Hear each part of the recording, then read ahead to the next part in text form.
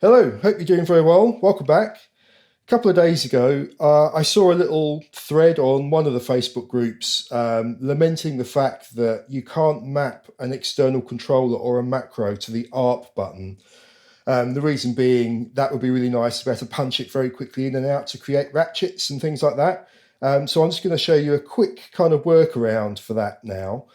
On this track here, which is called hats, I've got two pads with exactly the same hi-hat sample loaded onto them, and you'll see on pad A1 I've got a typical 16th note pattern, one bar pattern in there, and on the second pad, which is again, as I said, the same sample, I've got a 32nd note pattern in there, which is going to be our ratchet.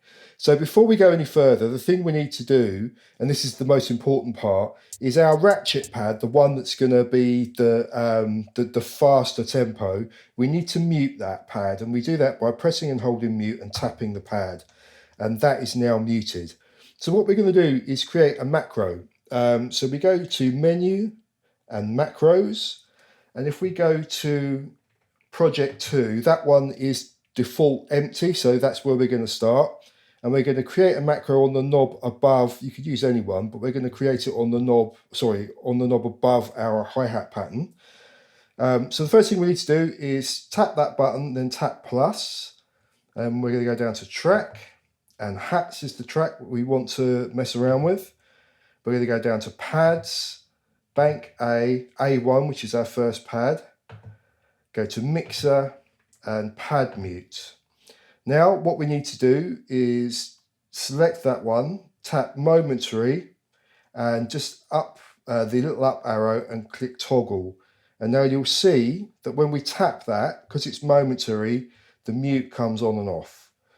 Second thing we need to do is add another macro, stack it on top of that existing one, exactly the same process. You go to track, hats, pads, bank A, but this time we want pad 2, which is our second one, mixer and pad mute, and we select it.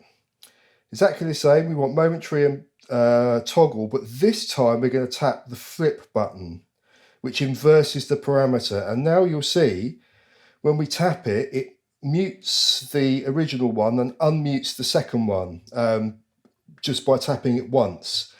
So you can guess what's coming next. When we launch that pattern, we can now put a ratchet in just by tapping that, and we can do it very, very quickly. So if we bring some drums in now, I've got some drums in here as well. Perfect. It's exactly the kind of thing you want. Now obviously I've done that across two pads on hi-hats. You can use the same technique on snares or kick drums. And it doesn't have to be across two pads. You can do it across two tracks as well. So you can bring in an ARP pattern, or basically any variation of a existing track that you want to bring in and out immediately. You can use that inverse mute macro technique to bring it in and out at the touch of a button. Anyway, I hope that was useful. Thanks very much for watching. Cheers, bye-bye.